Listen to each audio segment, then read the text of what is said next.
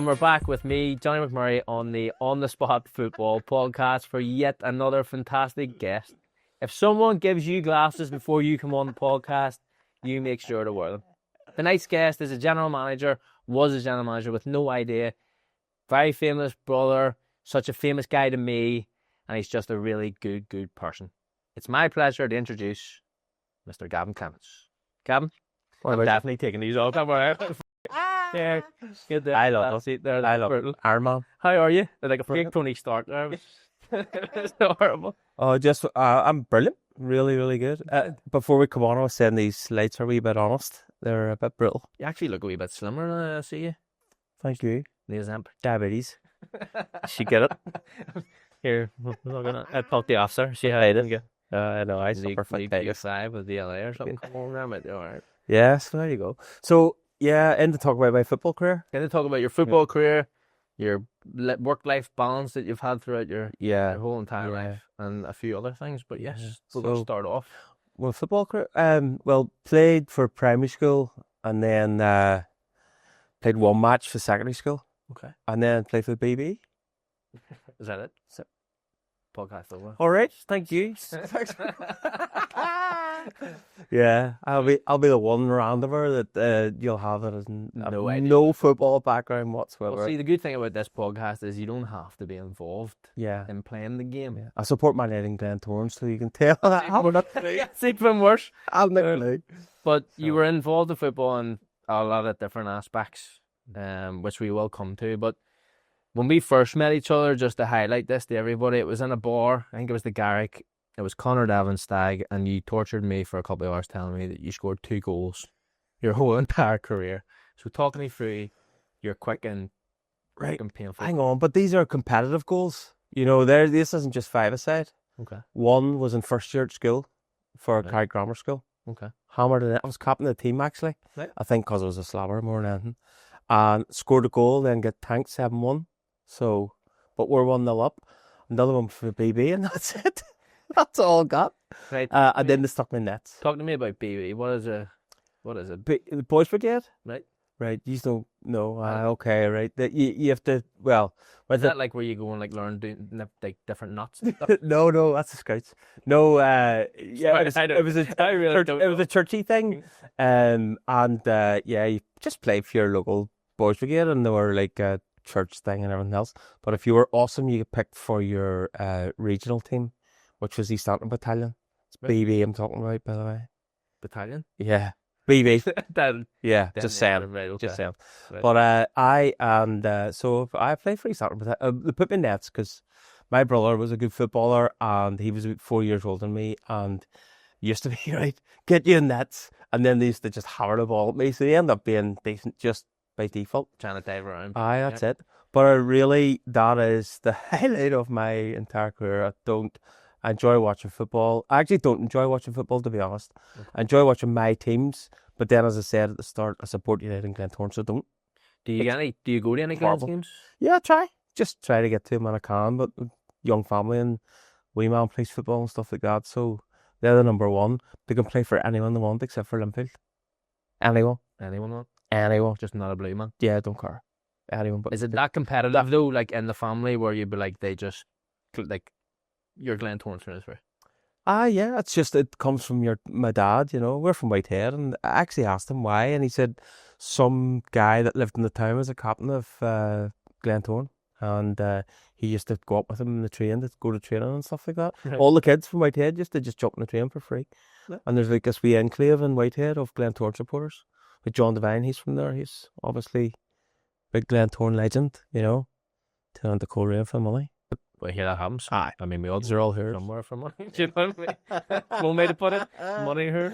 Yeah. Well, listen. So anyway, I want to thank you for coming on, because it's very interesting. It's interesting to me. Obviously, we became friends over the last couple of years with mutual friends. And we've had so many good times together. We've been out. We've been at weddings together. We've really made a strange relationship together. But one of the best things about it is the stories that I've heard from you about your time becoming a general manager in the Irish League.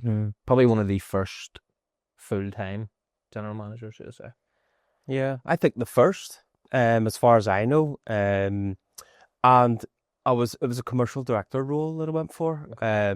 My background is, so when you did the intro for the show, it was like, check in to see this general manager that has no clue, no experience, no qualifications. Yeah. And then there must have been about 10 general managers going, he hasn't phoned me. I don't understand. But next week. Yeah. So no, listen, I have an advertising background. I went to university at Jordanstown back in the day. Did a communications degree. Left there with the Cadbury's, and then after Cadbury's went into outdoor advertising, which Chocolate before you go in, like the chocolate. The chocolate, yeah. Right. That's where I learned to be fat. That was not the first time, but you know. You like the Willy Wonka? Yeah, that's it. But they give you free chocolate, which is pretty cool. Did they actually? Yeah. So I came here with a pair of sunglasses. Yeah, listen, it's flashing outside and the chocolate. That's 30-odd years ago. So yeah, out of date now. But anyway, yeah. So and then I worked for I was in the outdoor advertising. Then worked for Auto Trader for a while. And then worked for company CBS. CBS TV Corporation, the eye. Those guys, again, outdoor advertising. I've just sold space kind of most of my life. Okay. Still do now with the company that I own. Well, talk to me about that. What is the company? Yeah, so my company's called Outdoor Platform. We have digital screens across Belfast and Northern Ireland, billboards, so most people know just billboard advertising, so large format advertising.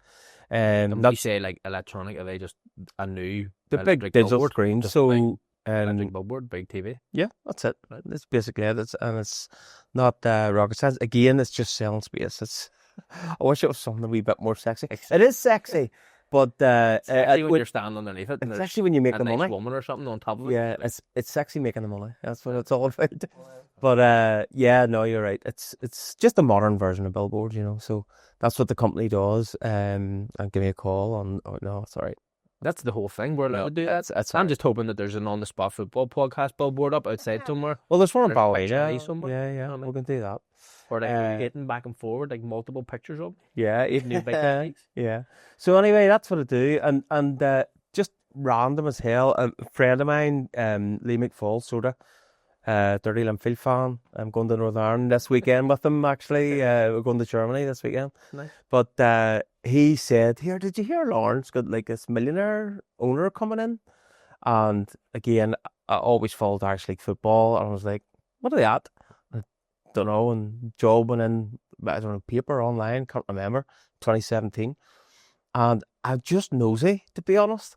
And I thought, just out of nosiness, I'm going to apply for the job, because there's no better way to find out than go for the job, and then I was going to ask them what to do. Right, okay. So just out of pure noises, you decided, nosiness, I'm just going to go speak to this fella and see what that was it. Comes up. So I went and met Gareth Clements. So Gareth Clements, no relation. There's no nepotism involved. They're Larne Clementses. We're Whitehead.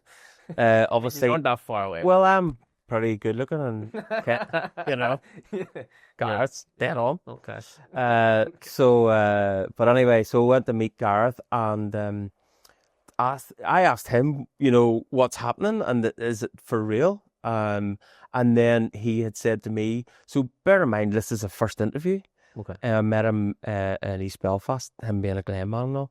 Same as me. Like you being a Glentoran fan, like he was that help? He was there for a long time, wasn't he? To be honest, I said, is there a problem that I support Glentoran? And he said no, because so do I. Yeah. And I think at the time he did. Probably converted now at this stage. Well, I don't know.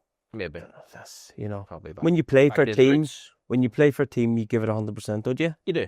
And it's the shirt, and you give it everything. Mm-hmm. But then your team's your team, you know. Yeah, you'll always, once you leave, you go Wayne Rooney, United, Everton, same thing. But anyway, so I met with Gareth, and then he said to me, "So, what would you bring to the job?" And I had sat out in the car. I can't remember where the hotel was. East Belfast, anyway. And I sat in the car park and read about Man City and what they had done, being a small club, with no fans. And coming up, United fan, that was just a dig there. So anyway, like a small club growing or coming up and getting big and engaging it. And so I just sort of copied. I just read. In fairness, they obviously got that influx of money at the time too, so it was kind of like like Larne are, to me, Larne are the Man City of the Irish League. what they did, how they built it, how professional they were. So anyway, I had a chat with Gareth. Gareth said, listen, Kenny Bruce, he's the owner of Larne Football Club. If you're one of the ones that comes through, he'll send you an email directly and invite you to a second interview. So I went to Larne, to a hotel for a second interview. I did a good bit of work on the propos, or my pitch, I suppose, and I'd called it Aspire to Inspire. I have no... That's the one that they took, because that's when we turned. Yeah. When I signed, that was their whole. Yeah, Aspire to Inspire. Still, as you walk, as you enter the ground, you still have Aspire to Inspire and the badge and everything else. So the aspirations of the football club was to inspire the town, the businesses, the people, the schools, and all that stuff. So that was my idea. That was the strategy that I put together. But I pitched that in the first instance to Kenny and Gareth. Actually, Kenny turned up blocked. He was, listen, he was out the night before. He was late to my presentation. But I, a bit like this on the spot, because I worked in advertising, I had designers at my disposal. I had my mate, Lawrence, who worked in a printing company. I had other friends working in other printing companies. So I actually had a big pop-up, like this, well, it's TV, like, but a big pop-up with a new Larne badge. So like the new Larne badge they have now. So circle badge, modernised, because the old Larne badge looked a wee bit like a pirate's tattoo. They were the football and all. It was just curly edges. It was always a shield, you know. They never touched it. So, and again, this big Aspire to Inspire. And then I had put together fake documents, like fake, what do you call it, strategy documents. Okay. And set them all designed at the front and all. So I had set them all out. Give them like their own wee booklet. I had it ready to go. But so see, like in hindsight to this, and I know you're going into a wee bit of detail, but are you just doing this to take the complete piss at the time, thinking I really don't care, but you know this what? was kind of funny on my part? So the first time I met Gareth, it was just nosy. Okay. And then Gareth said, "Here, by the way, look at and they showed me the digital. This is what the ground's going to look like, and this is what this is going to look like, and this is what Kenny wants to do, and this is what he wants to bring." And it got me really excited. And I'm like, I'm a dickhead. Like I just love. I know. I forgot about that one. No, but I just loved like the concept of it. So I really get into it, and just my mind then just started running. So I then put together this presentation, which at the time, Aspire to Inspire. I got my bro at the time who worked on Q Radio. Who is? Stephen Clements. Yes. So Stephen Clements, a legend of Q Radio and BBC. Yeah. And Stephen, I said to him, listen, could you do me outro, is that the right word? Coming out of the weather and into the sport. And what we're going to do is, I told him, get Larne to win the Irish Cup in 2021, beating Linfield, of course, in the final. And then I'm going to walk Kenny and Gareth back through the 4 or 5 years before of how did they arrive at this winning destination, where I said like they won these cups and everything else. But my whole thing was off field. How do I generate revenue? How do I engage with the community? How do I win hearts and minds? That was really my bit. Yeah. So I then took them through how what we did that helped us arrive 4 or 5 years later at you won the Irish Cup. Now, bear in mind, this is Larne, not the Larne that everyone knows today, but the Larne that maybe you and the uphill pitch before it was redeveloped, and I mean, yeah, the changing rooms. That's it. The wee white wall at the side and all, and just and it was shite. A fiver in the bank, and a community club, everything else. But you went down to Larne to see your team win. Yeah, that was it. That's what you did. So keep that in mind for whenever I say to Kenny that I took them through, here's the document that I wanted to do, here's everything that we wanted to do in the next 5 years, and at the very end I said, and here's all the ideas that I have, and I showed them the last slide for about 2 seconds and then I hit off. I'll leave it with you. Yeah. So they were like, what is it? And I was like, you have to. Well, but the thing is, lads, I earn this. Now bearing in mind I work for a corporation, an American corporation, I earn quite a lot of money. And I said, I earned this, which was a lie, because you always have to up it a wee bit, you know what I mean?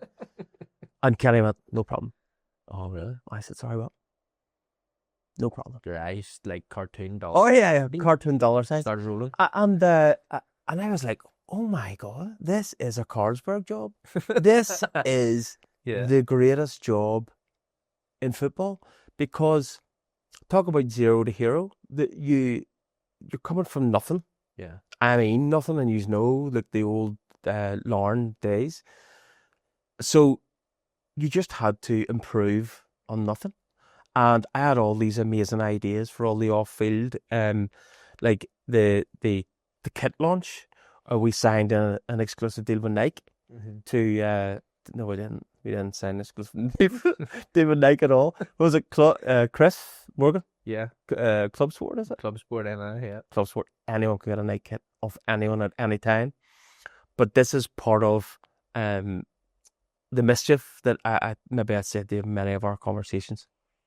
I take inspiration from a friend of mine called Colin Hart, who ran an agency in Dublin. He looked after Paddy Power, right? And he told He is one of the greatest they're the advertising best. They're company the on the best. planet. Like, But their whole marketing department is called the mischief department, okay. right? So if you're a marketing manager, or you're a marketing executive, or you're the marketing director, on your business card and on your emails, you're called the mischief director and the mischief manager Unreal. and the mischief You executive. got to think about some of the stuff. Like, a lot of people who watch this will obviously know who Paddy Power is and what they do, but some of the stuff that goes out online, you're sitting going like, oh, that's close to the edge, but it's like, yeah, complete genius, because everybody talks about it for months. So with that in mind, and of course knowing my brother Gavin Clements, who was mischievous as hell on the radio, and that's our family. We're just love a laugh and everything else.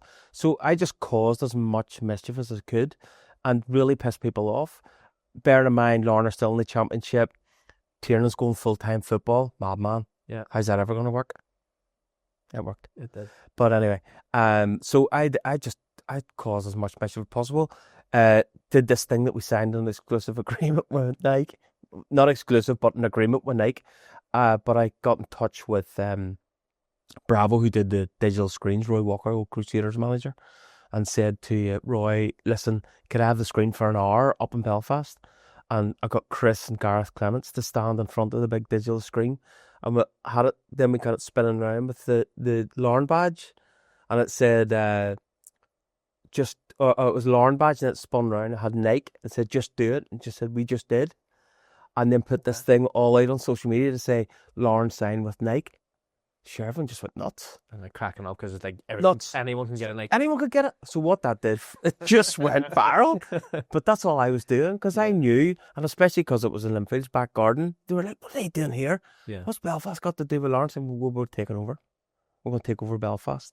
I mean, now you can see, even with the wee minibus, all that, the wrap of the minibus, that was along with me and now with the youth. We were like, here's a great idea. Let's send the bus into Belfast. Yeah. Just have the badge running around. That's annoying. A lot of other things. It has, no. So he's a great fella, man. So we did that. I did the kit launch. The kit launch that I think we did the first ever live kit launch. My brother, again, free of charge. He did everything for Larne for free, and because of me, obviously. Yeah. We did the kit launch with Larne. I brought in Larne first team. I started Larne Ladies. Now, when I say I started, again, no football at all. Yeah. But the team came from Ruby's, the local bar, and they had a ladies team. And I went across to Guy William that was running it, and I was like, here, we kind of need to give us your team, will you? And he was like, yeah, all right. And I said, listen, what we'll do is full kits, all home and away, everyone gets full kits. We'll go into the 4th division, but we'll give you the same media coverage as we give the first team.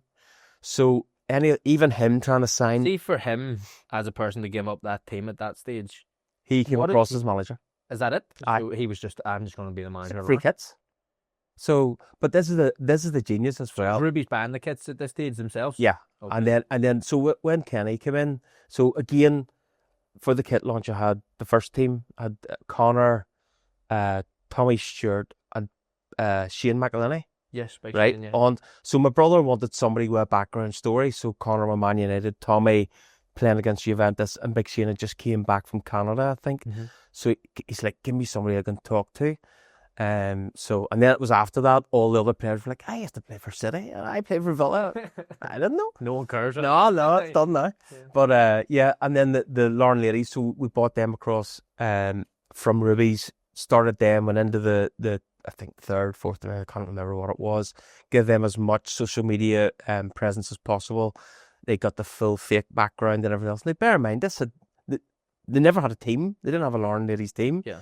So to even do any of this, so for William trying to sign players, they were like, because the revolution was happening. Yes. Aspire to inspire. Yeah. What the first team was doing, signing players that, by the way, have no football background. So they were signing players that were probably famous in the Irish League, and I hadn't a clue who they were. Marty Donnelly, so absolute Cliftonville legend that I know now, and I kept on having to ask him what his name was. And the maddest person. Not a clue. Loveliest guy, just mental. And that's another thing, probably. And I'm sorry for jumping about. No, you're probably okay. well. The friends I made is just unbelievable. Football's a different place, isn't it? It's mad. Like, if you consider your workplaces that you've been in throughout your entire career, and then you go into this job that you've no idea about it, as you've just mentioned, it's a whole different kettle of fish in terms of the people you meet. It's a brotherhood. It's different. There's something within, obviously, that team aspect, and like you guys are crossing the white line and like going into battle for each other, but we're on the other side of the white line, like, and of course, because of Larne at the time, it meant like the plan was to get promoted, and so the wins were massive, and in the championship, like, I don't think I've ever enjoyed football so much than watching championship football. Yeah, it was amazing. Yeah. And the pitch they played on before they had the 3G in, these mud pits, they were amazing, absolutely amazing. That was another thing as well. When Kenny arrived, said we're going to be doing a stadium, 3G, 4G, whatever the pitch was. We're going to have investment, put 2 million quid in, all this kind of stuff. And then there's a guy, Mervyn Mackay. You know Mervyn? Yeah. Header. Absolute header. Well, he has a stand. A lot of Larne Yeah. fans know this, but they have the Mackay stand. Yeah, I know. Yeah. I was printed wrong and all. I just thought that was perfect.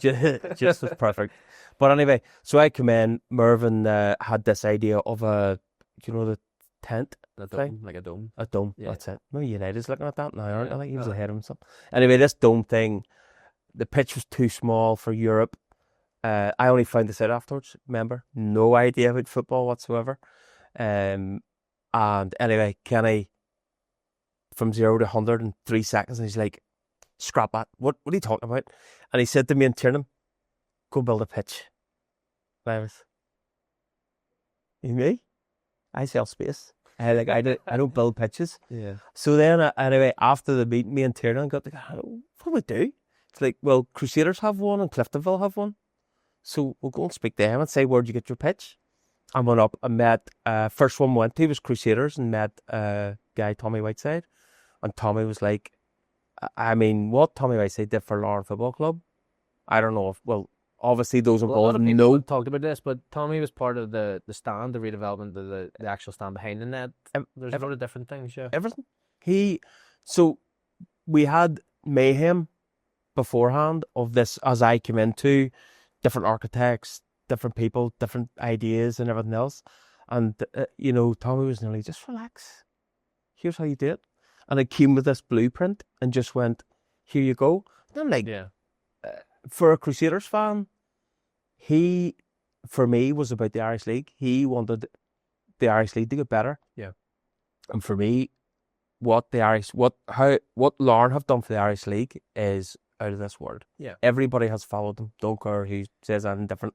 Yeah. They've done everything the right way. But anyway, me and Tiernan went and spoke with Tommy, and he was like, I can do it. We can bring it in. I'm like, happy days, because I sell space. Do that then. So I got him to present to Kenny. Kenny was like, bang on, happy days. So we then did the refurbishment of the stadium. That was amazing. Then for the launch of it, we then bought Rangers over, Glasgow Rangers. Bought Rangers over for a friendly. Again, things like, bear in mind, I'm not involved in football. I don't have any background in it. And then Glasgow Rangers come over and Rangers TV say, listen, could we interview for Rangers TV for this upcoming thing? And I was like, yeah, no problem. Your man goes 3, 2, 1, you're live. So, and he just started asking questions straight away. See that, and podcasts, and newspaper interview. I was interviewed by the Independent in Dublin. I was like the Mirror, Telegraph. I don't be involved. It's not anything I'd ever been involved in. And then all of a sudden you're just getting thrown in because of this amazing thing that's happening. And do you know what? Kenny was the inspiration, obviously, behind it all. He was the money behind it all. He was the drive behind it all. But actually, Tiernan Lynch was either the genius or the madman. He was going full-time football before Kenny was anywhere about. Yeah. At Larne. No, I remember. Do you know, was it Red Stripe or something? They had a load of French kids over and they were trying to amalgamate the academy. They had the BTEC. Yeah. It wasn't Georgetown. The Tech, Belfast. And then they tried to swap them in. Yeah. So I'm a big believer in the universe and you know, bringing things up, you know, calling things from the universe. And you think Tiernan, I'm calling full-time football. Hadn't a clue how it was. Well, I did have a clue what he wanted to do. He had no idea it was going to go this way. Yeah. And then the struggle luck, a very rich person was in your lap, and you. Wow. I hate load of. But I mean, the first thing Kenny did was say, "Listen, you don't work for us anymore." And Tiernan was like, "Who are you? I don't know who you are." She said, "I own the club." Well, no, you don't. I signed a contract with these boys. And I think Kenny loved that. Yeah. It was like, and then they all got this just before my time. I just missed, but they all got first class tickets to fly to New York. Yes. And so the drinking brigade all went, of course. And then Archie and oh, you mean the board man? Archie and I mean just like Tim Buchanan or whatever. No. So just just the board at the time. Okay. And it was, listen, they were helping the team float, but it was on vodka instead of water. So they all got invited. They all got invited out to New York, and Tiernan as well. And it was like, give me 2-3 pages of why you belong on the board firstly, and then why you're going to be manager. And so some people got kicked off the board, and then probably rightly so. Yeah. But sure, Tiernan's good at that. You know what I mean? Now, he has always believed in it. You have to give him credit. He kind of, we'll just say, you kind of your purpose. Yeah, that's it.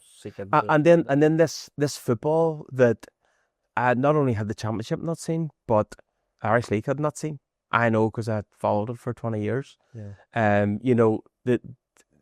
The mighty Glens teams. So I'll get a slating for this, but they were, for me anyway, it was like, get the ball down the wing, cross it in, Gary McCartney goal.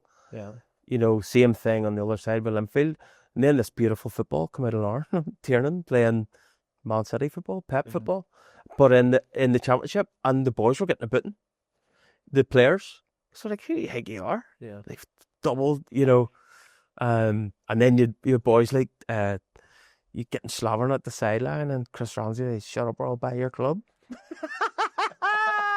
I love that. Just cheeky dogs. Chris, he'll love you passing that. Oh, I know. Brilliant. I think it was like his lock goal or something. He said somebody was slobbering. Shut up, I'll buy your club. But just amazing, immense. And then I'm all the off-field. So I don't think you could ever be as much as the beautiful football that Larne played, and still do play, I think. Gary Havern, what a coach. Brilliant guy, brilliant communicator. But the football they play on the pitch is amazing. But don't think you can never make it to Real Madrid, Liverpool, Benfica, all the big clubs. But what I was trying to do was, you can't be the best on the pitch, but what's to stop you being the best off the pitch? Yeah. We've all got email, we've all got a brain, we've all got an eye, we've all got ideas. So why can we not be better than Manchester United, Real Madrid? Why not? And then so come up with, not that they're saying we're better than them, but it was like a free for all. It was like Kenny was just like, go, do it. Tell me how much it is, but do it. So the things like we come up with, bring them home. For this was all part of a big strategy of targeting the Larne diaspora, trying to bring in. So a lot of people got out of Larne. Do you know what I mean? Right. So they all moved across the world just to not live in Larne. Only Bring him home. joking. Only joking. But anyway, so what we tried to do was a Facebook campaign, which was to say to people, listen, we'll bring a family member of yours home from anywhere in the world for Christmas. So we did this Bring Them Home campaign, and just worked out the most expensive flight was like $1,000. If somebody picks up in Australia, that's the stinger. If the winner is from Australia, that's the ticket. I said to Kenny, it's not going to cost more than $1,000. He's like, brilliant, do it. I can't remember where the guy, maybe Canada or something, the guy won from. But anyway, we did this Bring Them Home campaign. Part of that was though that guy Chris that does the marketing, I think he's Still there. Genius. Yeah. He's actually the general manager now, I think. Oh, is he? Taking over Shea, yeah. Brilliant. Chris Little. Yeah. What a guy. Fantastic fella, yeah. I'll talk about him as well. What a fella he is. But anyway, so I then said to Chris, right, do the Bring Him Home campaign, and we did it on all the different social medias. By the way, I don't have social media. I didn't have it before, Larne. Then I had it, and now I don't have it again. Right, okay. Mad. I had that. He came in, Chris, so I'll jump about. Chris came back, or came into me. He was in his 3rd year at university and said, can I work for you guys for free? I said, yes. What do you do? And he says, marketing. I went, that's all right. Yeah. Dead on. And then he said, so I then said to him, right, we'll do a presentation to me and tell me what would you bring? And he started doing presentations on, I don't know, maybe TikTok or what do you call the yellow one? Snapchat? Yes. Instagram? I said, kid, I have not a clue what you're talking about. You're in. Sweet. I had not a clue. Yeah. So Chris was amazing. We then did these campaigns like Bring Them Home across all the social media platforms. I then, with my advertising background, whenever we do a campaign for somebody, we do a post-campaign analysis.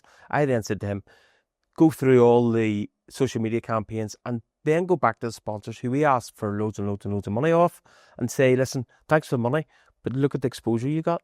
Now, you can see every single team in probably Ireland doing that now, but we did that in 2017. Yes. Because people say, here, sponsor the team, won't you? Why? Because you're a supporter. Brilliant. Happy days. What do you get? Yeah. Buy you a pint. It's not what it's about. This is the investment, and it's a return on investment for these people. So, Bring Them Home campaign. We then put that across all the social media. Then we went to the sponsors and went, look at how much exposure we got and everything else.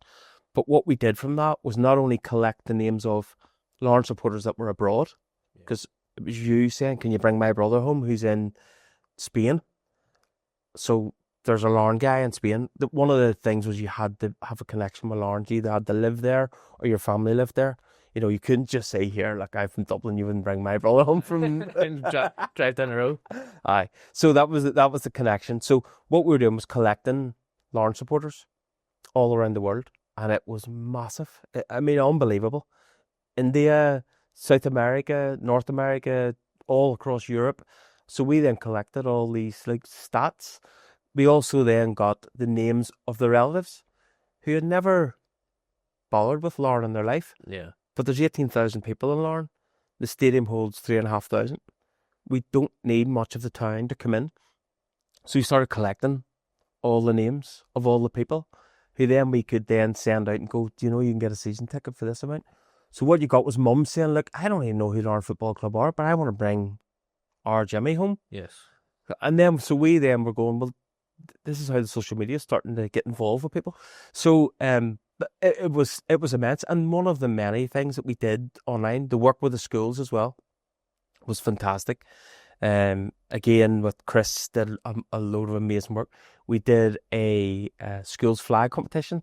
I believe the flags are still at the front of the ground. We did them as a solid version, put them up. Those kids are 19 now. Yeah. How I know is my son's school was one of them. They were P7, P6, P5, and those P7s are 19 now. 18, 19, they're all driving and stuff. And we got them involved at that time. Reason behind that, again, being a Glentoran supporter, when you go to the matches, Linfield, Glentoran, Cliftonville, Portadown, Glenavon, you see the flags all around it, and it'll be like Portadown Glens, or it'll be East Belfast Linfield supporters, or you know, Carrick Portadown supporters. And I try to say to like, first of all, I said, can I meet all the supporters clubs for Larne? So what the rubies and met. Unbeaten. I was 7 lads. Good lads, by the way. They hated me because from Whitehead, by the way, just born in Larne. That was my thing. Okay. Still out of it. But That's where you home, man. I live in Carrick, Glentoran supporters, so these boys hated me. Like they were just, what are you doing here, son? Yeah. So when I spoke to them guys, told them what I was trying to do, told them the plans, everything else. And then I said, was there any other supporters clubs? And they were like, no. But one of the guys was from Ballyclare. And I was like, you should do a Larne Ballyclare flag. And they were like, why? But we're Larne. They hate Ballyclare. I was like, but I live in Carrick. I'll do a Larne Carrick flag. And it was just, for example, the CIA, as it you call it, Casual Inver Army. Mm-hmm. I made them their flags because they didn't have. I think there was only about 5 kids. So see, sorry to jump in there, but see, whenever you're talking about these in the supporters clubs, were you behind the ultras? Remember the kids? At one stage, there was like a group of maybe 20 or 30 kids, and they all turned up and they were pretty much getting steaming every week. But they had a wee drum, we loved it. And I bought the drum. So you pretty much were. I bought it. They didn't. Again, all I'm doing is. But that created a massive atmosphere. It's just kids turning up. That's it. And the flags. So I did them 2 flags. One that was a black and white flag, and one that was a red and white flag. And it said, so I didn't know what they were. Casual Inver Army, CIA. So I got this big CIA.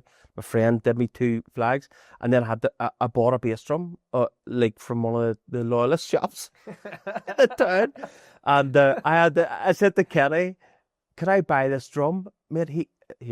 Pardon the pun, but he hammered me for it for a laugh for ages. Yeah. He was like, "See you enough drum," but here it worked. That's all I was trying to do. Part of the pitch as well, which they've done now, I think, behind the net, they put a hazard line in the stadium. Like if you pass this line, there's going to be bad language. And it was all about, for the families and everything else, stay in this section, enjoy the match and everything else. Hallion Battalion, get you in there and make as much noise as you can. Okay. And they did it. Yeah. I mean, they did it while I was there, but what I've seen ever since was unbelievable. But no, it was everything, but it was all part of that momentum. Everything about it. The momentum on the pitch, off the pitch. The on the pitch momentum, it didn't work. It did work, but Tiernan kept on winning. And part of my plan was we had to stay in the championship as from a marketing point of view, because don't fire us up in there too quick, because I get told they're not going to make it. Okay. And then he kept winning and kept winning and kept winning. I mean, it was done by January, I think. Here. But every time, no, they didn't get promoted my first year. Oh, right, okay. Yeah. So it was the next season then they got promoted. So I come in, there were 9 points off the bottom of the championship. So they were never making it. So my plan was written for them not to go into the Premier League, and then Tiernan kept winning. And every time we go off the pitch after winning, I'd go, stick to the plan. I'm trying to get up there. So, so the momentum on the pitch was there. Again, some amazing matches in the championship. And then they got, in the Irish Cup, I think, beat in the semis or quarter-final by Coleraine. That was amazing. That was that night. First time they had Larne, we had to deal with a large crowd. Okay. Never had that. Didn't have that. When I arrived, there was all this here, they had 50 fans whenever they arrived. I think maybe 40 and 10 stewards. But what do you need 10 stewards for? They also just get no, it was free. I think they get free and free drink. Yeah. But drink as well. What a job. Oh yeah, amazing. So, but again, like, and those guys I can still see them now. That nucleus of fans that whenever you're watching it on TV and the camera pans by, I go, I know him and him and him. Mm-hmm. Brilliant, like brilliant bunch of people. Really awesome. So see, whenever you talk about the second year, so say the year you're actually going for it, then you end up winning the championship landslide. Is that Glens or Larne? So youth? Larne. Yes, youth. Obviously Larne at the time. Talk to me about some of the things that happened throughout that year, because there's quite big things that happened, materialised. I think one that I remember quite frequently from having the conversation with you is the lion and the sheep. Oh, flip! Jesus, I don't know. Mention that. Sheep. Amazing. That won awards, actually. That was amazing. So just to give context. Oh yeah. The Irish Cup. Larne have just their steamrolling championship. Mhm. Could get into Flying. quarterfinal or quarterfinal? I think this was the quarterfinal. Quarterfinal Yeah. Irish Cup against Ballymena. Ballymena, yes. So, listen. So I again, no idea about football. So if you get a home game, you get all the gate receipts. It's all your money, everything else. So I'm there as commercial director. My job's to generate revenue, make us sustainable long term. So generate money. We then get told we've drawn Ballymena. I don't know whether we couldn't play at Inver or, restrictions and stuff like that, or they just got called the Ballymena. So anyway, I was like, right, no problem. We'll do a bit of campaign and everything else. And then I don't know who it was said to me, or somebody said to me, by the way, Irish Cup, you split the gate. And I was like, what do you mean? He says, well, half the revenue goes to Ballymena, half goes to Larne. I was like, so the more people I can send up to Ballymena, the more money we get? Yes. I was like, well, happy days. So then I was like, what could I do? What? So I was coming up just with, I think these are the best ideas. Anyway, just coming up with ideas of how I can market and everything else. And I did a piss take one, which was the lion versus the sheep, right? And lions was in red and the sheep were in blue. And I took one billboard in the town beside Lusty's, the office. You'll know it well. Yeah. So anyway, I took one of them, and then the Asda took one of those, right? A 6-sheet rolling advert. Got it free of charge. Thank you, Clear Channel. McGarl. So got it free of charge. Did this campaign, and it was lion versus sheep, Larne versus Ballymena, and I didn't mention that Ballymena were sheep at all. Yeah. Again, unbelievable. Did an online campaign, and it was like Larne versus Ballymena, and the Ballymena fans went nuts. They said, "Yous aren't lions. There's not a chance yous are lions." I was like, I never said we were lions. I just put a lion and a sheep on the ad. So it just went ballistic. It was absolutely amazing. Again, it started going everywhere. People started then, because the image was kicking about and it was the same size as a mobile phone, and people were getting a photograph taken with the lions versus sheep. It was on Sky Sports. It was South America. All these ones that were like Bring Them Home, they were all getting involved. South America, India, Asia, and it just went absolutely nuts. And Ballymena fans went mental. Like, we're just raging for it. And I believe Big Davey was a manager at the time. Yeah. Tiernan, by the way, hated this. He was like, what are you doing? It's hard enough to win a match. Obviously pressure for Tiernan. Oh, yeah. But like Kenny and me loved it. I've got to give you a credit here, because it's probably the only time that I've ever seen David completely buy into somebody else's thing. He had printouts on everybody's peg. Yeah, oh, that's right. We took a double page spread in the Ballymena time. Had everybody's, like, that same printout was just above your peg. Yeah. And you went in and it was like, look at this. Yeah. And it was like, how dare they? Oh, fuck, right? Yeah. And it really worked. Yeah. I got to give you credit, it did. Yeah. So amazing. I think it was a draw, and then I went to replay. I'm not sure. No, you beat us. Was that right? So anyway, there you go. So shows you what I know. Told you I don't know football. Because I can always remember, was it Kieran Caldwell just laughing at me and running off? Thank you. Yeah. And then that's right. Leads on. Yeah. So the reason why I asked the question was because obviously the whole concept around it was genius from your part. Yeah. Mischief, yes. Cause mischief. But straight after the game, Cheltenham. Oh, why? Cheltenham happens pretty much the next day. I think pretty much you just go home. And I always remember, obviously being close to Connor and David McDade and people like that, they were like, if we won, we're going to Cheltenham. And Kenny's flying us private jet to Cheltenham. And I was like, are you?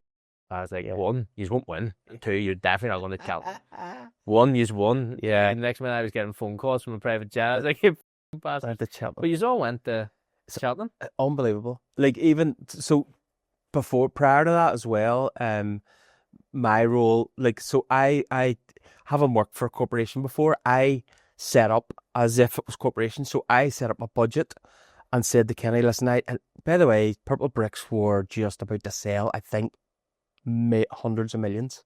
So Kenny was in Canada, Australia. I was getting phone calls at 3 a.m, setting up for 3 a.m. for me. I was setting up for phone calls for 3 a.m, and then he would just ring and go, nah, I'm blockhead. I'm not I'd be sitting with all my notes and all out, getting ready to sleep. It's like, no, Back in the bed. it's back in the bed. But anyway, so even then, my first budget meeting ever was in LA. I got flown over business class to LA to have a budget meeting for Larne Football Club. How many days were you in LA? I think 4 or 5. It was actually just outside LA. LA's anyway, some money that Tiger Woods had a place in the same area as Kenny was staying. So Unbelievable. But at this stage, Kenny's probably they sold Purple Bricks for like 300 or 400 million. So like it's stupid. But but I mean, any business class flight to LA is not that expensive. So that flight out again, because Purple Bricks were setting up in LA, and Kenny was there at the heart of it. And again, that's probably something that, and we'll definitely get back to Cheltenham, but it's probably something that I didn't see enough of Kenny. And I think he even said to me when I left that he, sorry I wasn't around, but you're shifting a company for hundreds of millions. So what? Boo-hoo. Well, one of the questions that it kind of arises, and I've never really had the opportunity to ask someone because most people aren't really at that level. But we know Kenny is this generous person who's fantastic. We all love him and he's always been great for us. But we get the good side of Kenny. So anytime you want something or you're going out together or he's back for a match and you're saying hello and it's all hugs and kisses and that's great. But what's the other side of it like? Because I'm sure he's completely demanding when it comes to business, and he is a multi-million pound entrepreneur, so he doesn't hug and kiss everyone. He is demanding. He gets what he wants. He is, I would say, hard to work for, but awesome to work for. You're seeing the kindness, the things that he did for me and my family, like just for the boys, like he was just amazing. When we were in LA, he just went around the sports shop and just lifted LA Galaxy tops, American football tops, and was like, here you go, that's for the boys. Christmas presents for them. His kindness has no levels. There's most of the people in Larne, like most of the charities and the companies, and if you ask for it, Ken is like, no problem, I'll be there. But toughness wise, he was ruthless. I believe I was sacked 7 times and Tiernan was sacked 11 while I was there. He had left the board. He left Larne about 10 times, and the board had been sacked about 17. So just 0 to 100 in 2 seconds. But and again, I used to we had conference calls with Kenny on with the old board, and I called him their golden goose. And I used to like lose the bab because there would be, listen, I'll say again, I had no experience. I had no idea. Comet system, we'll definitely get back to Cheltenham by the way, but the Comet system and all, I hadn't a clue. I had people tripping me up from the board, getting in my way, stabbing me in the back, doing the wrong things, not helping Larne. Don't know to what end they thought because they were never going to be there long term. But then I said, I'm getting tripped up here and everything else. They made a conference call and they just took their heads off. And then I was like, yo, your golden goose has just flown. What he's going to do, And then he, give him a couple of hours, calm down. He's like, loving you, back to normal. So back to normal. But I mean, that Comet system, not a clue. Here, let me tell you about going signing professional. So first full professional team in Irish League. I don't know about Ireland. Maybe all of Ireland. Most people would have been semi-pro at that. But in the championship, first fully professional team, and he says, "All right, young man." You're like, "Oh, there." All right. Anyway, it was like I was like Kenny or Jimmy Savile. I didn't know where I was coming from. I was like, "What's going on?" No, he's like, he says, "Right, kid. Everyone needs to sign professional." So I was like, "Right, just do what you're told." I don't know. So they all had you'll know the professional forms that everyone signs and the wages and everything else. Not a clue. So they were training up at Georgetown University at the time, and I said to Tiernan, listen, just send each player in as you go along. And I had like this is how much you earn, write out the contract, sign it, everything else, right? So everybody comes in, signs a contract, everybody, right? Mm-hmm. So my good friend Killen Gilmore comes in, right? Okay. Right, my good buddy. He's now my good friend, and I says, "Listen, Killen, sign that there," and he's like, "Right, no problem," signs that, and I think he was on 50 quid. 50 quid. Say, maybe 75. Crazy money, right? Right. Sign that there, right? Professional footballer, no problem. It's all done. Send it away. I think 2 or 3 weeks later, maybe 1 week, I don't know, a letter arrives from Cliftonville and goes, 2.5 grand, please. I was like, what's this for? And the development fee for Killen Gilmore because he played at Cliftonville. Oh, right. Okay. Right? Yeah. 2.5 grand.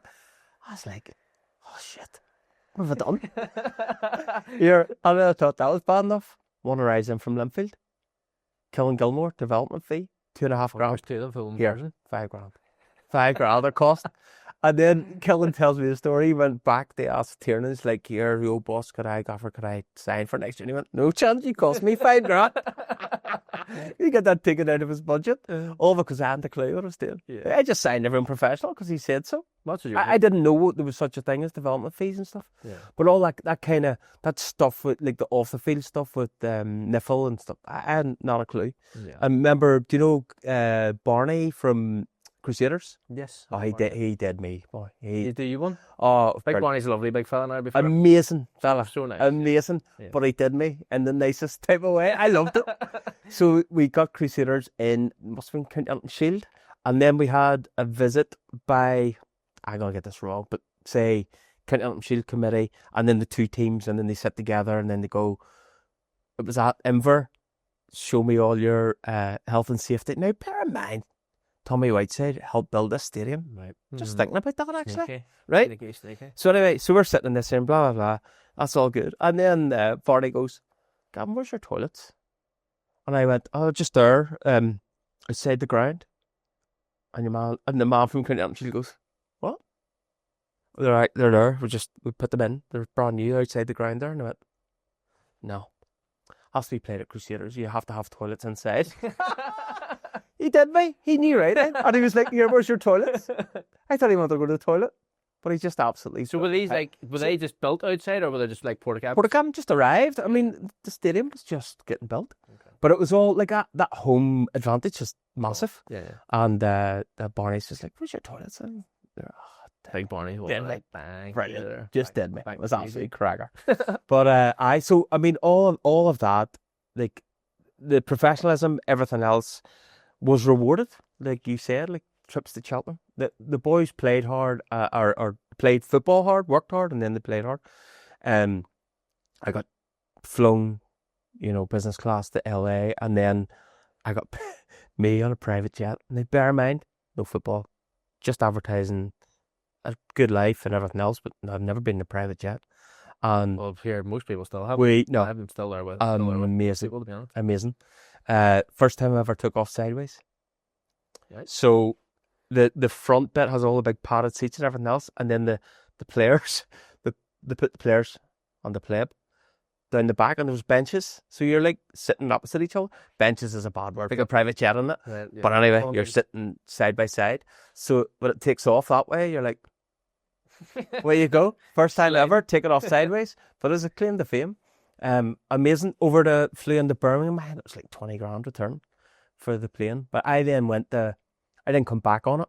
I only went over on it. And then I went to Man City the day after for it was a legal event. I took Andrew Scullion. See the solicitor. Me and Andy went to this thing at Etihad, which was amazing. Empty as usual. Nice day or not. Another day. He loves City. Anyway, so everyone else flew back, and Cheltenham, what a day! That was fantastic. Did you just fly out the morning, get there, go to the races, straight on the flight back home? No, stayed overnight. Stayed over in Birmingham again. Can't tell you where because I don't know. It was blocked. Yeah, Steaming. You would well suspect. I think we went somewhere to eat. There was Purple Bricks people turned up. They always turned up. They were great lads. And then Yeah, then the betting then at Cheltenham. I'd never been to Cheltenham. I think I've been to horse racing once. Went to Cheltenham, amazing. But Kenny then give every table, there's 3 tables, and give each table £1,000 and put it in a pint jar. £1,000 a pint jar. Have you ever played better ball golf? No. Right. Anyway, better ball golf is like you take the ball, you play the shot. So this was a bit, and then next hole you give it to somebody else and go, I've made it. So everyone's picking a horse each, near enough. So each race is different. £1,000 over to you. It's all so you either put £1,000 on any horse you want and lose your entire table of money, or I'll put 100 on, and so that's what it was. So each table, and he says whatever table wins keeps the money, right? So we're all like, who's betting on, and there's all different tables and everything else. Anyway, went down to the last race, and some people had £3,000, some people had 800, there's still money kicking about. And I think whoever was in the lead was like, well, we're just going to go in the favourite. And it was like, do you know what? We'll all go in the favourite. So everyone just like, it was a ridiculous favourite. And we all just put all the money on the favourite. It was like 7th or something. And all I saw was the doors going, as Kenny left. He just stormed out. He was like, I am out of here. See you later. Don't even think the race finished. The doors just went, see ya. He was like, I just fucking threw £3,000 away. There must have been £8,000 there to win. Yeah. And we just, each table wrecked it. But so some of the experiences I've had with that club and with Kenny at the helm is insane, but it's something that you'll never experience again. No, like I'll never live out some of the stuff that happened in the month. And I don't think as well. And there's the point out here. It's never a point of him being like, "I'm Kenny Bruce, I'm extremely loaded, and I'm just throwing money about." It was never that aspect. It was reward. Yes, it was always reward. It was never like he was just chucking money here and there, where most people have got that about him, but it was definitely far from just reward. He is a work very hard person, but he plays extremely hard as well. Yeah. And he just made sure that, and again, it was that brotherhood, that family thing for me, that I'd never seen, as you say, working in normal industry. Yeah. That there's people that are your colleagues and stuff like that, but I don't think you get in a scrap with them. And I see you boys, 11 of you on the pitch and somebody hits one of your players and everyone piles in. Yeah. In business, people, it's like pick up the person. You all right there? So, just and this experience for me that I just never thought I would have. I absolutely loved it. I also hated it at times. The stress and the pressure was unbelievable. Like you said in that intro thing, the general manager, I wasn't a general manager. I was commercial director. I was brought on to, write a long-term strategy for the club and generate commercial income. But it was about, I would say, 3-4 months in, and I think it was actually Niall who became general manager then. Right after. And Niall was my head of youth football. And he said, this isn't commercial, this is a general manager. Like I was organising. Pretty much around the club. You had to get the bins cleaned, you had to get the car park cleaned, and then the trees needed cut, and you were from, who's cuts tree? I don't know. I sell space. Like, I hadn't a clue. Had to sign players, professional players. I signed Tomas. Tomas McLean the Fame. I think that's brilliant. Good Kim. You're welcome, Lauren. Yeah. By the way, nothing to do with me. I was just there doing the admin. But it's clear that it was me. Up at the shops at Ardoyne, at shops. And I remember, because it was all, he's at Cliftonville, and I think Crusaders were looking for him. And I remember, I will meet in these shops, and we sat at a table in front of the big, massive window, right? And I was like, what's happening? Are you not meant to be undercover here or something? I was like, nah, don't worry about it. So anyway, signing players, all of that stuff was just mental. And then Rangers, and then Sky Sports come over as well. So we bought Sky Sports over for a game of 3 halves, which was local Gaelic team, local rugby team, and the soccer team. And they basically swapped, had a go at everyone's sport. And then Sky Sports via my man. No, I can't remember. I'm working with names. But anyway, Sky Sports presenter come over. Is And that the guy Kenny knew? yeah, Really amazing. James something, was it? James. James, yeah. So James was a Larne supporter. Yeah. Random as hell. He came to Queen's University when he was a kid, and his mate was from Larne and supported Larne. So he bought over Sky Sports, did this whole event, again interviewing me on Sky Sports. Like you're saying, this journey. Yeah. And I only had that journey for less than 2 years.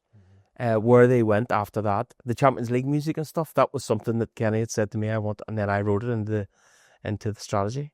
Everything, I would say.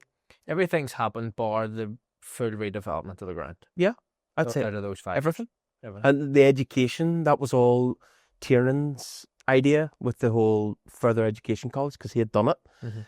We then, me, him and Niall took an afternoon out and went to Coors Corner and took an afternoon to write a strategy about how we're going to build a further education college. And I was like, it's amazing. See what you write down and what you believe, and then what you can actually achieve is, and then what happens is every other club does the same thing.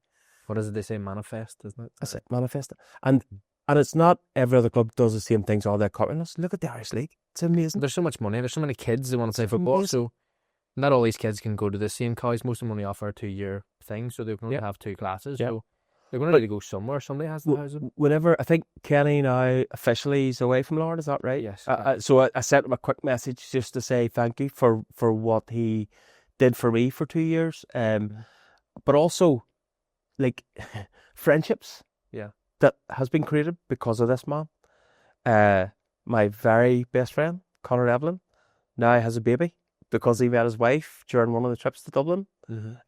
So there's been families created. There's been, wives, girlfriends, friends, the businesses, the amount of money. I own my own business now because of Kenny. Not because I stayed long term with Larne, but because I left Larne. Sometimes your time's up. Your time's up. Well, it's not just that. It's like only whenever you can look back can you join the dots and go, that led me to. If I hadn't have done that, it wouldn't have led me to this, which led me to that. And to have it's a bit like you having that in your, like, you could have played Irish League and it'd be everything else, but see that spell. See if you're lucky enough to touch with Larne. Yeah. No player will ever forget that. No. Well, speaking of that, obviously as times move on and you end up becoming your own boss, getting your own business and stuff, but what leads you after 2 years to thinking, time's up, time for me to go, I need out? What happened? Was there fallouts? There was, I mean, I think there's a lot of fallouts. For me, I say it was Barbergate. Barbergate? Yeah. I just made that up. As in haircuts, yeah. So yeah. So I just made that up. But no, could be well fitting. I know. So just one of those. Again, I had stupid ideas. So aspire to inspire was, aspirations of the club were to inspire the town and to help the businesses and everything else. And one of the local barbers had said to me, or I had said to him, listen, would you cut some of the boys' hair? And he's like, no problem. Like, I'll do it for free every Friday. By the way, Man United's doing this now. You seen that? Yes. Just saying. 7 years ahead of myself. Sure. But sell space. Sell space. So yeah. So I invited this guy to come in, and I just said to the lads, listen, Tiernan and all, and I think even the Grange, what do you call him? Seamus. Yeah. Well, you said it. Even there. Just to let people know, it wasn't said. Cut. Don't cut it. Stay as. Yeah. No. Yeah, I say the smile well. I think Christmas. I saw him smile at Christmas one time. Well, I love the opposite of the grandchild. Anyway. So yeah, everyone's getting their haircut and everything else. And I was like, just put it online again, just help the kid out because he's doing it for free. Yeah. I don't know what happened. Well, I'm guessing one of his friends owned a hairdressers in the town, and Kenny lost the plot and was like, "What are you doing? Why are you doing this?" And I was like, just trying to help a local business and help us, and isn't it good? And the boys get a free haircut. And he's like, no, how much you charge them? I was like, charging the hairdresser to cut their hair? And he was like, yeah. And I was like, I'm not. And he was like, I don't know if you're commercially switched on enough. You should be. After 2 years of living in Sindall. Well, you should be charging the guy. And I was like, well, I don't think so. And I don't know. Maybe I was at my end. I did out of my depth. I didn't know what I was doing. I wrote a strategy. I delivered the strategy. I thought I was doing the right thing to the best. And for if 9 times out of 10 you've done the right thing, and the only thing that you did wrong was Oh no, I did loads of things wrong. That's the only one I'm Get it. telling you. get a barber in. Do you know what I mean? No, I know. So and do you know what? Again, Kenny, I was just listen. I'm not going to work anymore. I'm done. It was actually was it Korean that for my birthday actually, Korean Irish Cup time they get beat 5-4, some brilliant game. But anyway, and Kenny was lovely. He just again stood beside me and he said, "See all that in the pitch? That's Tiernan." He said, "See all these people that are here? That's you. You did that. Mm-hmm. You bought these people here. You bought the advertising. You bought that. You did that." And he said, "Will you stay?" And I was like, "No, I think I'm done." Yeah. And I had no job to go to. I just was relying on the universe to send me in the right direction. And yeah, so I was just done. And then here, what a blessing that was. And then they got Niall in.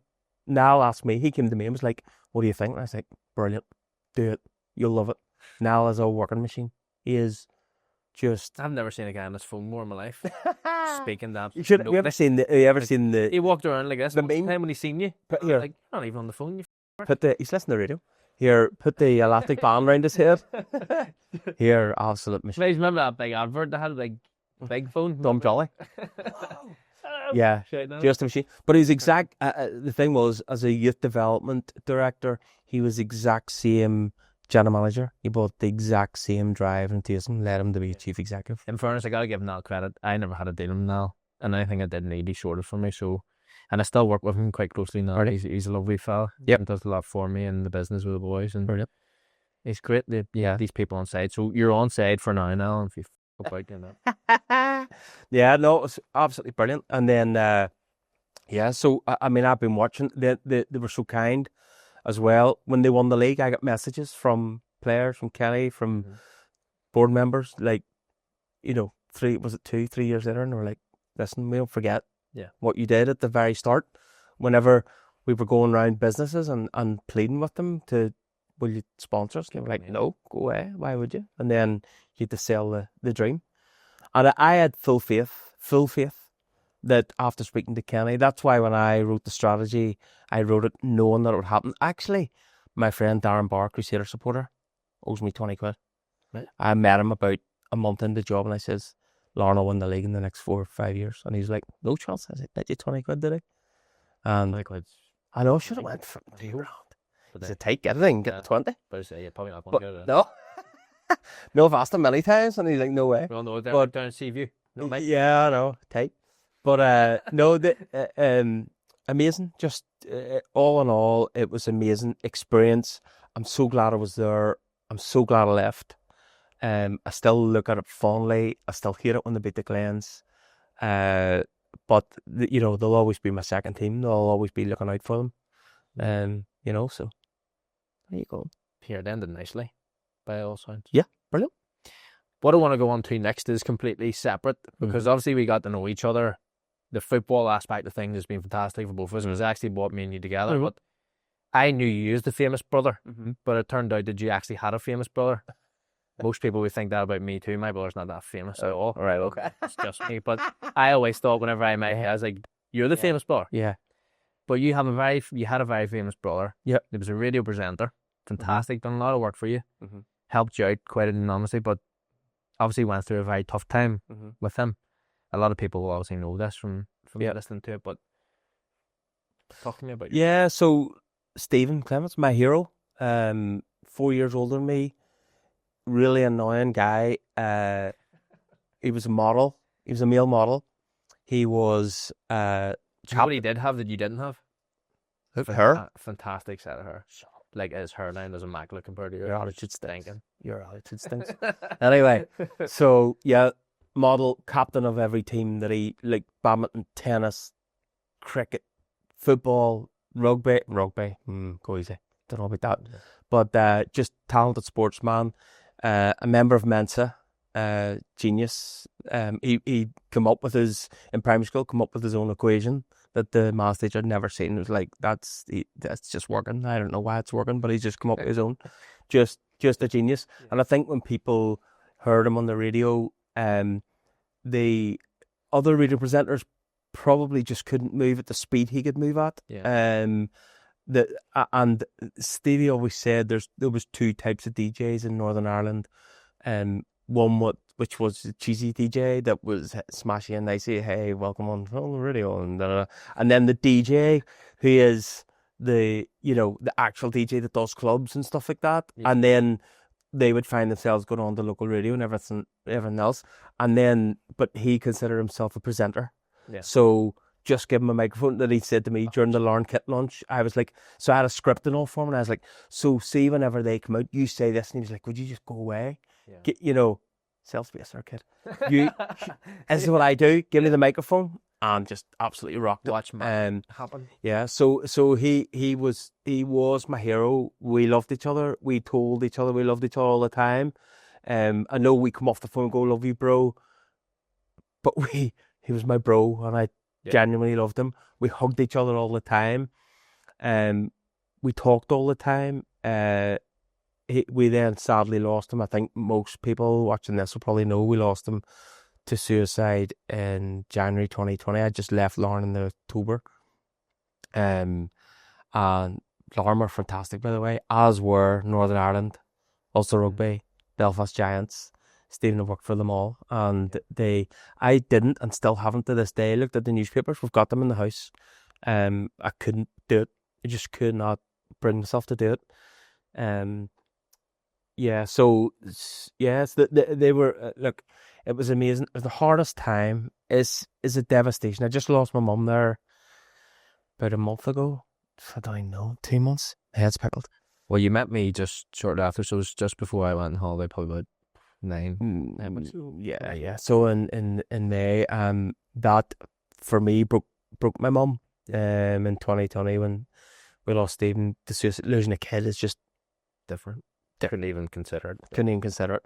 The devastation that I felt as a brother, anyone I spoke to, that listened to him on the radio, because he was in their car, in their kitchen every morning. They got up with him every morning and went to work with him every morning. And sometimes because of his banter and humour, they wouldn't get out of the car and then they'd be late for work because I needed to listen to this and everything else. So whenever I spoke to them, then we started up the Stephen Clements Foundation during lockdown. Everything went wrong. We were to have a funeral for him, as you would, and the police talked us out of it because they said this is going to be George Best stature here. He had 100 and something thousand listeners, but not just that. All of them were going to come out, and then they were going to go to Carrick, and then not that they were going to line the route, and the police were like, listen, we have to get 3 different police like escort sections or whatever to get involved, and we're like, actually we're not a religious family, so let's have an order of service, like a celebration, and we're thinking that like one of the big hotels in Carrick or something like that, and we didn't get the chance because then lockdown came. So we didn't get to. It wasn't that. It wasn't. We didn't. The public didn't get the chance to mourn him. Yeah. So just devastation. I have dealt with it through therapy. Okay. A lot of drugs. No. I mean, like the real. I mean, normal drug prescription. Yeah. Well, no. So anyway, So. Therapy, a lot of talking. All of my family all had to go through therapy, all had the counselling, whatever you want to call it. Amazing.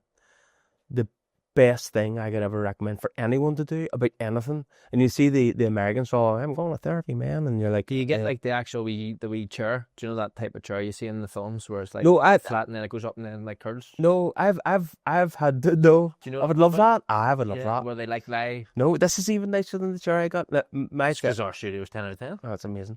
But no, I've been to different therapists and stuff, and you don't even get that. It's wacky. Like the Soprano one. Yeah, so Sopranos, they lie down and they're like talking. Yeah.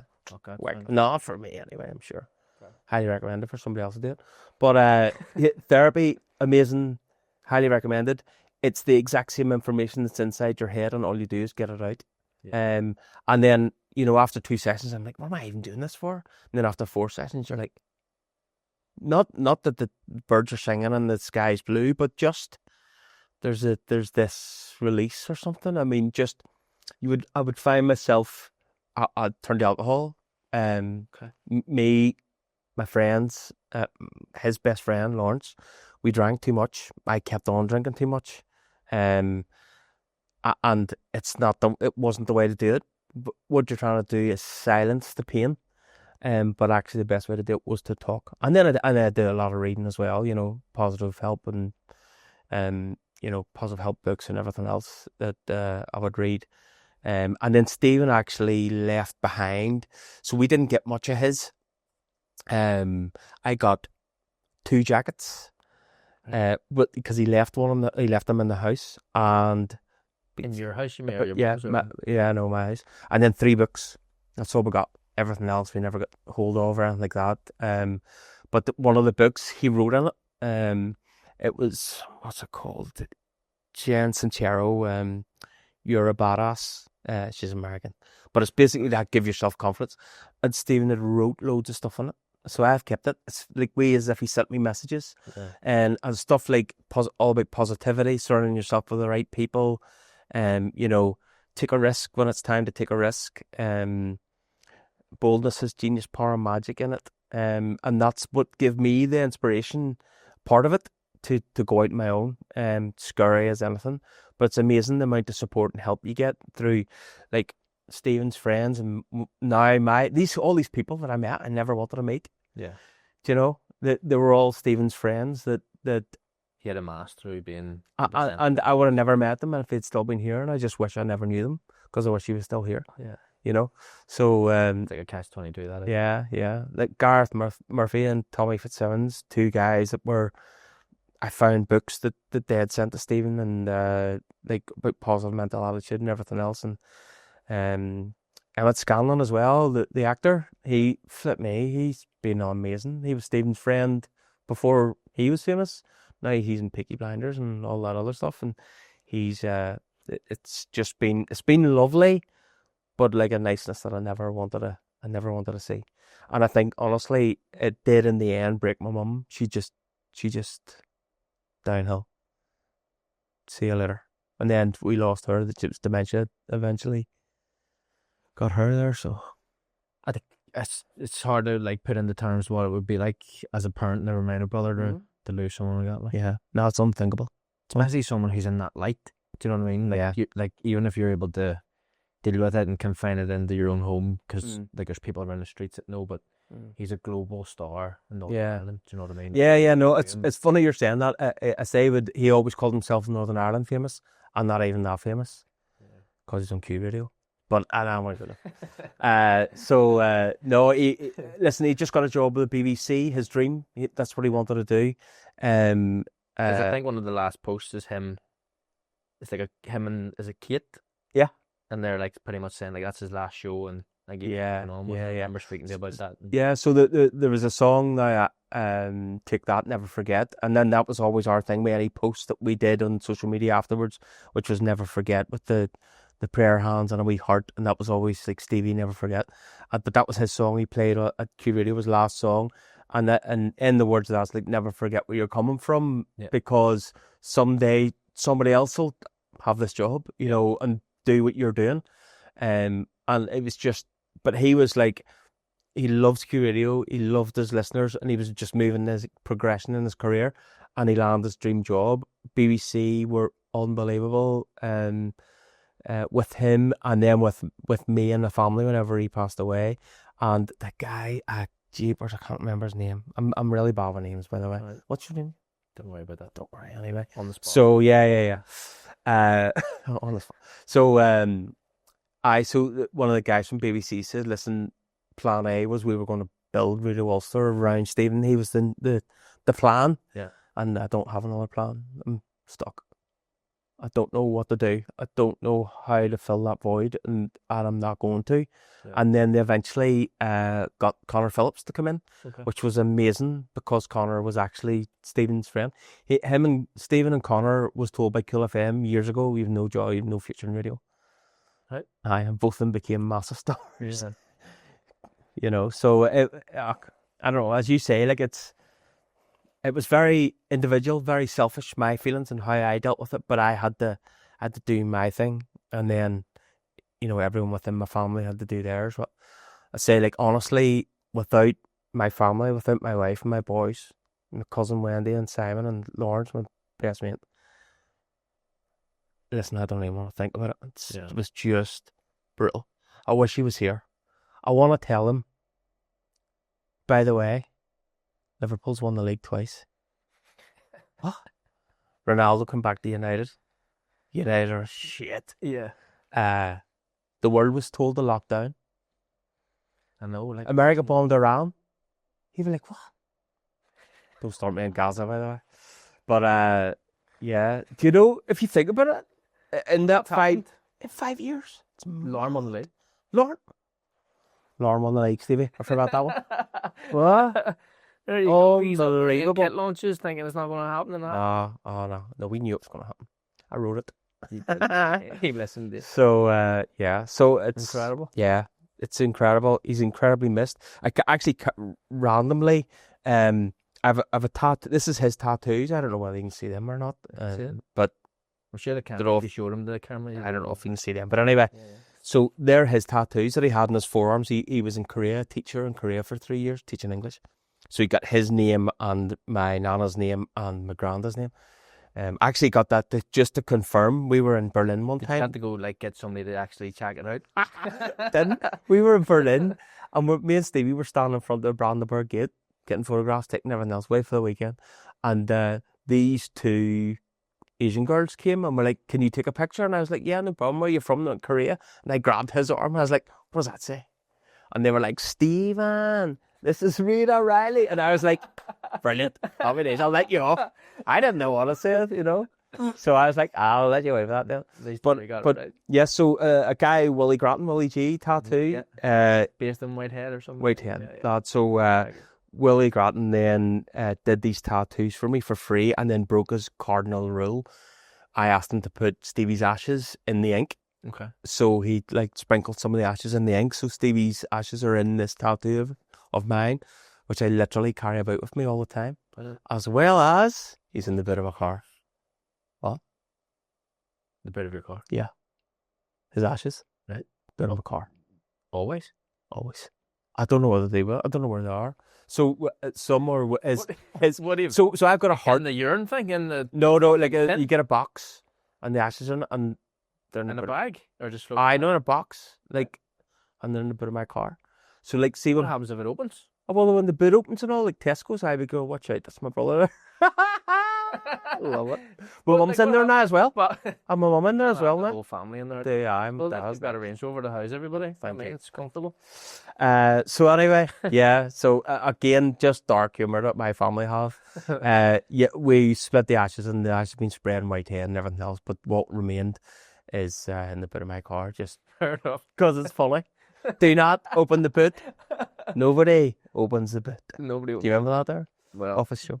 Well, but anyway, it's been an absolute pleasure to have you on. Yeah, it's been weird, hasn't it? It has been weird. Weird. That's the way our directions are. Do you know what I mean? There's no point in trying to change it like for the rest. Yeah. Not to say it, but yeah, it's been a pleasure. Thank you for coming on. Thank you for telling your stories about Larne, speaking about your brother. It's been fantastic. I've really enjoyed myself. But we end this podcast with hugs. You know that's no different. So I'm not a big hugger. Bring it in. Thank you, pleasure. Thank you so much. Thank you so much. Right then. You're going to make me cry. Glad I didn't cry there. I was thinking I was going to be honest. In your face. In your face. Join us next week on the On the Spot Football Podcast for yet another fantastic guest. Next week's guest is an absolute Irish League legend. A centre forward who's played for Linfield and Glentoran. Everyone will know this name. He's one of the leading people in the IFA at the moment. Jobs for the boys, as some would say. But join us next week. See you soon.